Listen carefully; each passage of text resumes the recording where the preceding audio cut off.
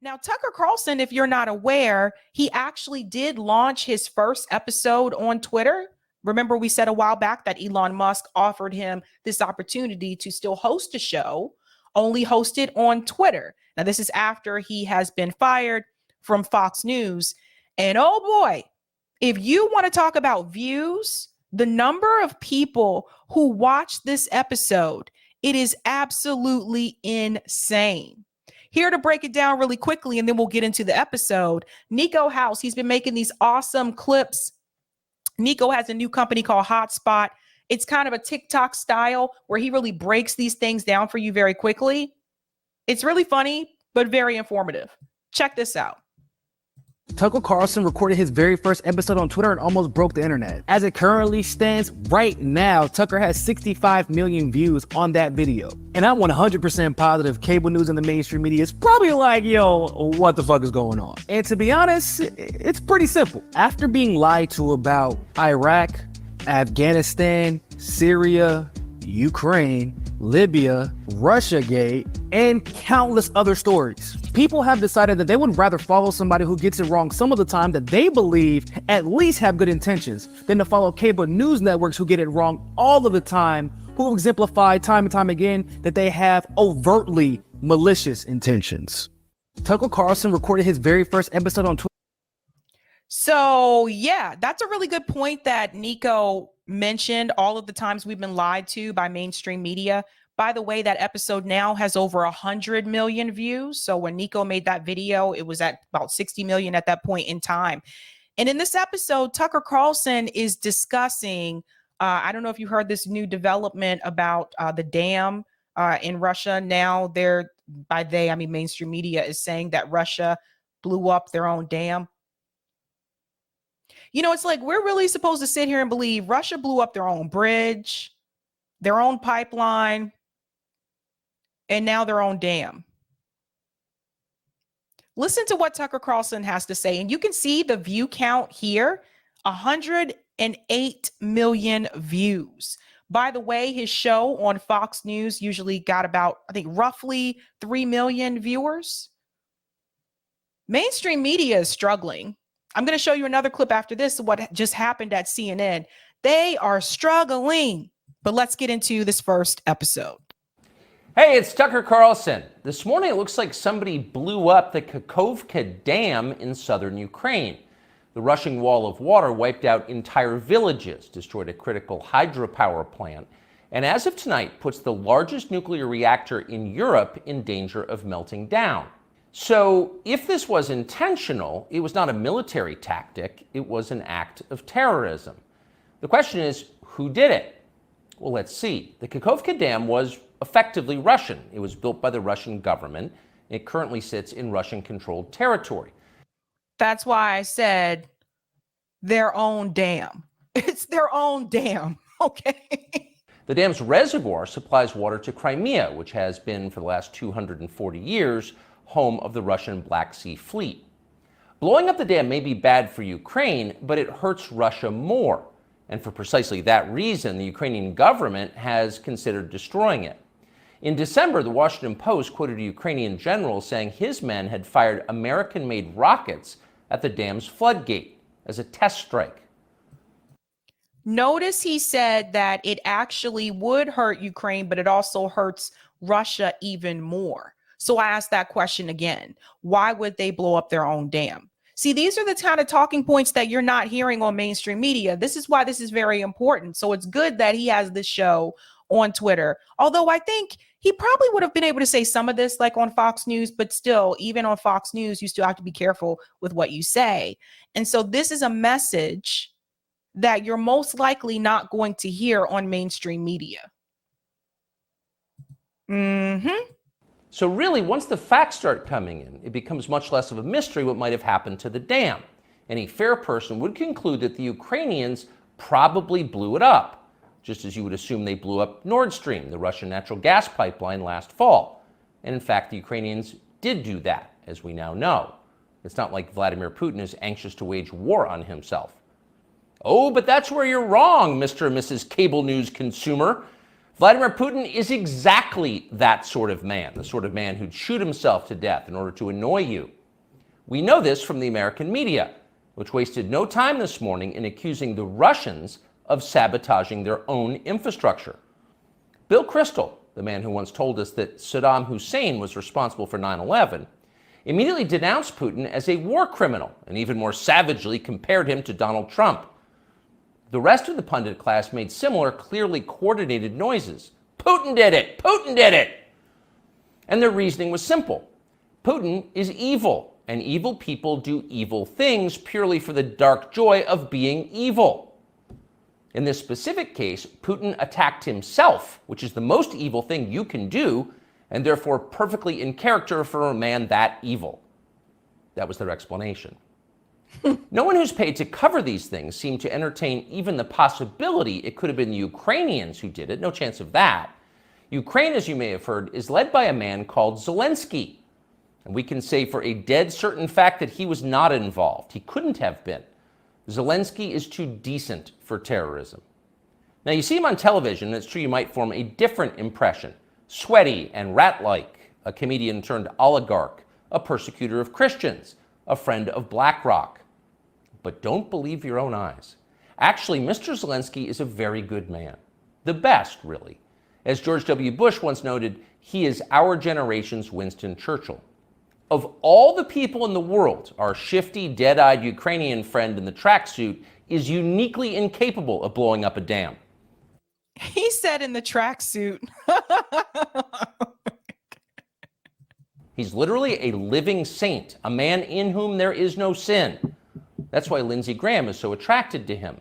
They're just two good people, hanging out together and being good. And like all good people, when they meet in person, they spend a lot of time talking about killing people and laughing like friends do. Here's the pair last week. Free or die. Free or die. Now you are free. Yes. And we will be. And the Russians are dying. It's the best money we've ever spent. Did you hear that from Lindsey Graham? Why would you applaud people dying? Mm-hmm. Thank you so much. No, it's... The Russians are dying. It's the best money we've ever spent, Graham says. A smile spreads across his thin, quivering lips as he forms the words. He said he has thin lips. He looks like a starving man contemplating a breakfast buffet. The aroma of death has aroused Lindsey Graham. Thanks so much, replies Zelensky. He feels the same way. See, there's nothing dark here. Just two middle-aged guys celebrating the killing of a population. They don't seem like the kind of people who'd enjoy flooding villages or starting a famine.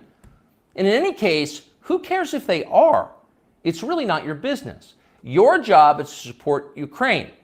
Watch Nikki Haley, a Republican candidate for president, explain this principle on CNN.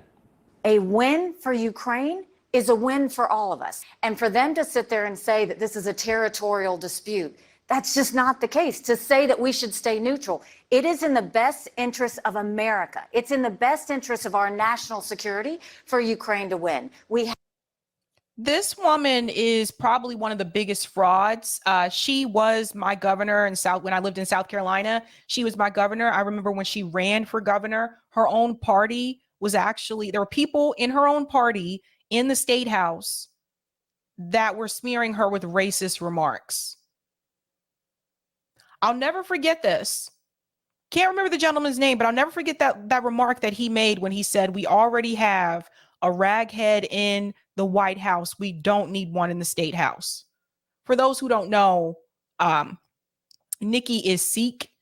So that's why he said that in reference to like a raghead. It's absolutely ridiculous. But then that same woman, knowing she got racist attacks when she was running for governor of South Carolina, will turn around and say that we don't have a racism problem in this country. That's how I'm telling you, she is the biggest fraud.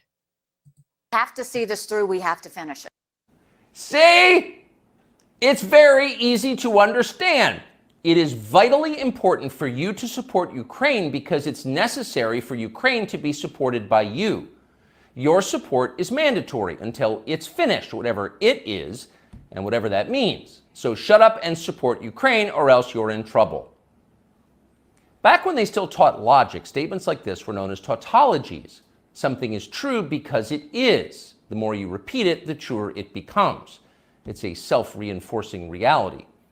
There was a time when tautologies were considered illegitimate arguments, not to mention hilariously stupid.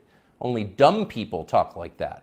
Now everybody in power talks like that. Diversity is our strength. Trans women are women. Zelensky is Churchill.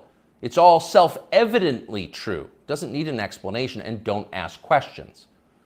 Sound familiar? Of course it does. That's the pap they're serving us day after day in steaming, lumpy portions.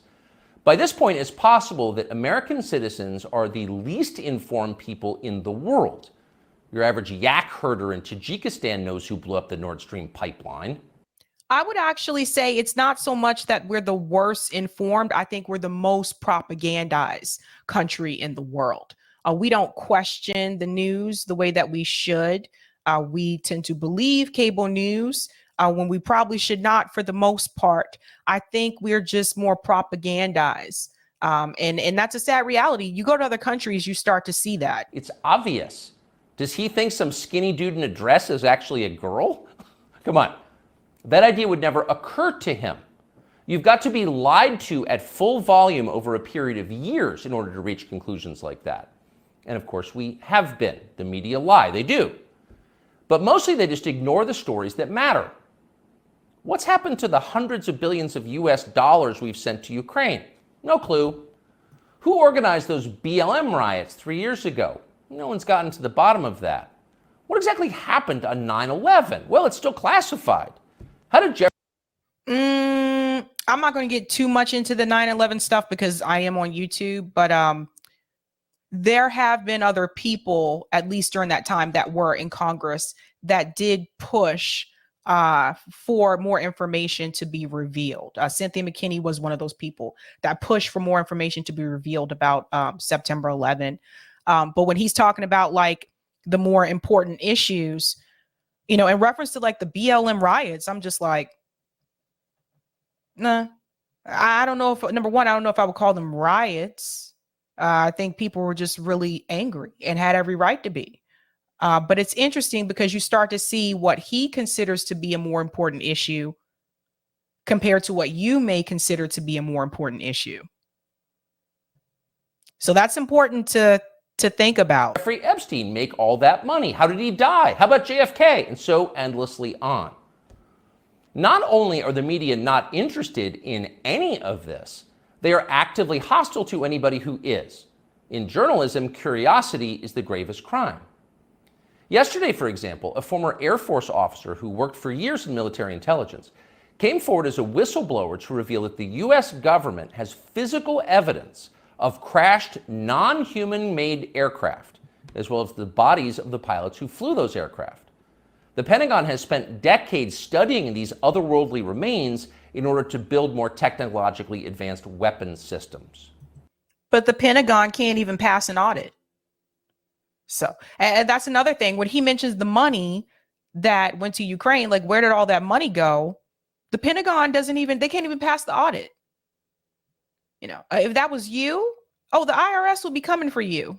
Okay. They would come for you and everything that you own, your property, your cars, whatever you have, to pay it back. So it's just really interesting to me how they can get away with not passing an audit multiple times, by the way, not a one-off, but you can't do that. Okay, that's what the former intel officer revealed, and it was clear he was telling the truth.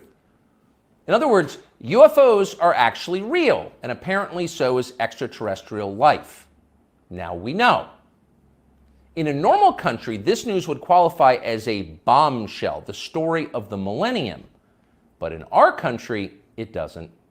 The whistleblower's account ran on a technology website called The Debrief, which you've probably never heard of. The Washington Post had that story, but decided not to run it. The New York Times, meanwhile, just pretended it never happened. On the front page of the New York Times website this morning, there were 5 stories about Ukraine, as well as 4 stories apiece about Donald Trump, trans people, and climate change, the usual lineup. There was nothing at all about how an alien species is flying hypersonic aircraft over our cities. Not one word. I have to look into that story. I think Jimmy Dore may have talked about that briefly tonight in reference to UFO. So I have to look into that story a little bit more. So if you're wondering why our country seems so dysfunctional, this is a big part of the reason. Nobody knows what's happening. A small group of people control access to all relevant information, and the rest of us don't know. We're allowed to yap all we want about racism, but go ahead and talk about something that really matters and see what happens. If you keep it up, they'll make you be quiet. Trust us. Who can we point to for an example of that? Someone that was made to keep quiet. Phil Donahue was one of those people made to keep quiet. They took his show away from him. Arsenio Hall's show was removed from him because he brought on Louis Farrakhan, and he was warned prior to that, if he were to bring him on, that he would be done, and he brought him on anyway. So, props to Arsenio Hall for not agreeing to the censorship. But we know what people tell us. We know what mainstream media tells us. And if mainstream media is all you watch and you don't know about independent media, which the vast majority of Americans do not. The vast majority of Americans, as much as we've talked about on this show, the vast majority of Americans have no idea who, Max Blumenthal, the Gray Zone, they have no idea what that is. I know, because when I bring it up, they're like, what is that? The vast majority don't know. The vast majority of Americans have no idea who some of these investigative journalists are that are uncovering these stories abroad, like a Wyatt Reed, like Fiorella Isabel, Chris Hedges, when he used to uncover those war stories abroad. The vast majority of Americans are not tuned into independent media. They're tuned into corporate mainstream media. So if corporate mainstream media has you focusing on certain issues, it's usually for a reason. If you're focusing on the celebrity newest drama of what has happened with Kanye West, what's happening with Kim Kardashian, that type of information, then you're not paying attention to what's really going on. You're not paying attention to the fact that BlackRock is buying up houses. Because for the most part, mainstream media isn't talking about that. You're not paying attention to who is moving money where and how it's being moved. You're not paying attention to the fact that I remember there was another story. It was a drama story that was in the news at that point in time. And I remember at that same time, that was when they had just kicked people off of Medicaid because the emergency status was lifted in reference to the pandemic. But again, if you were paying attention to the drama, then unless you were on Medicaid and were directly affected, a lot of people had no idea. This is on purpose. Mainstream media, their goal is to give you the news, but it's only to give you the news that they want you to see. They're not telling you everything that's actually newsworthy. All of those segments have to be approved by producers. If you work at a newspaper, they have to be approved by editors. So that's how it works. And I think because of independent media, and I think because of, outlets like YouTube and Rumble, people are starting to look for other options and other sources. And mainstream media is starting to take a hit. Part of that happened after Biden won in 2020. Trump gave them ratings. Turns out Joe Biden doesn't really give them those same type of ratings. I wonder why. So they are taking a hit. We've seen numerous people either fired or left CNN. There's been shufflings around at Fox as well. But even right now, CNN's own CEO is leaving the network. He's only been there for a little over a year. Listen to this. Well, Chris Licht is officially out at CNN after a chaotic run as chairman and CEO. The network announced this morning that Licht is leaving immediately. He took over the job just about a year ago, but his time at CNN has been marked with a series of high-profile controversies and tanking ratings. NBC News senior national correspondent Stephanie Gosk is following the story for us. Stephanie, good to have you. So Licht has been facing backlash for weeks now. It all sort of seemed to come to a head over the weekend after The Atlantic wrote a scathing 15,000-word profile. He actually apologized to the staff earlier this week, said he would work hard to win back their trust, but now it looks like he won't have that chance, Steph.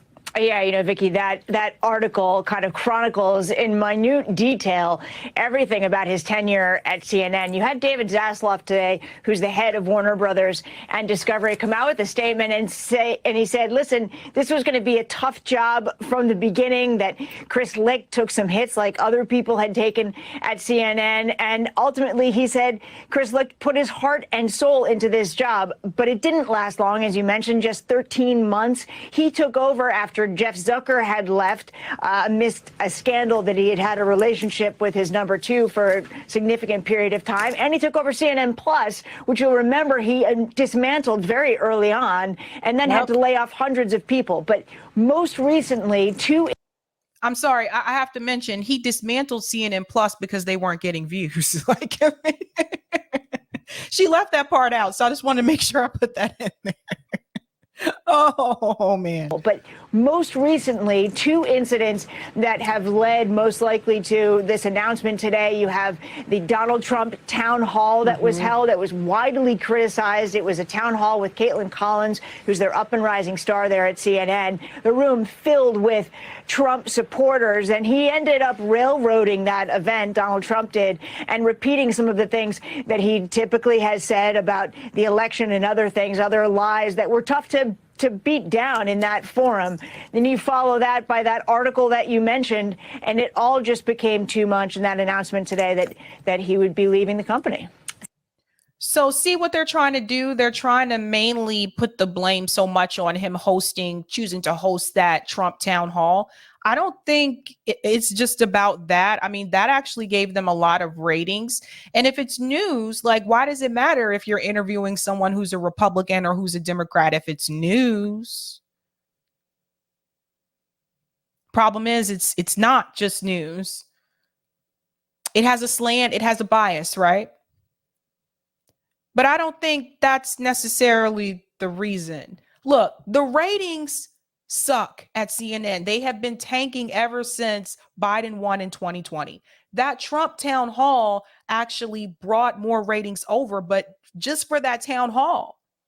And so I think CNN, there's a lot of pressure there to try to find some type of team of leadership that is going to make things right, to get those ratings back up, get subscriptions back up. And it just doesn't seem to be working no matter what they're doing. And I think they know what the real problem is, but they can't change it. And the real problem is the fact that you guys lie to people. You're 24-hour news, but the quality is not good because you just lie constantly. And I think the American people, a lot of people are just tired of it.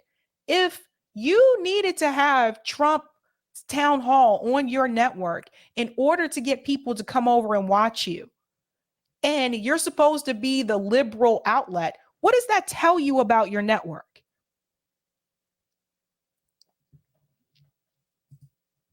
It's a mess. Stephanie, CNN has appointed a 4-person team to lead the network for now. What else do we know about the company's plans moving forward? Well, there are a lot of positions to fill at CNN, Vicky. You know, they say that they are not going to rush to choose someone to be the permanent successor to Chris Licht. So they've got some people there that have been at the company for a while, including Amy Antelis, who's been there for quite some time, to kind of steer the ship. But they also have to figure out what they're going to do with that morning show. Don Lemon, as you know, left the company after he had said some disparaging remarks about women. He didn't leave. He was fired. See, even this is NBC News. Even they can't tell the truth right now. Boy, I tell you. That morning show, which is really kind of the flagship for CNN, needs a permanent staff as well. Vicky? All right. NBC News senior national correspondent helping us track all those changes. Stephanie Goss, Steph, thank you. So, yeah. So that's why someone like Tucker Carlson can have a show on Twitter and he can get almost 100 million views. That's why.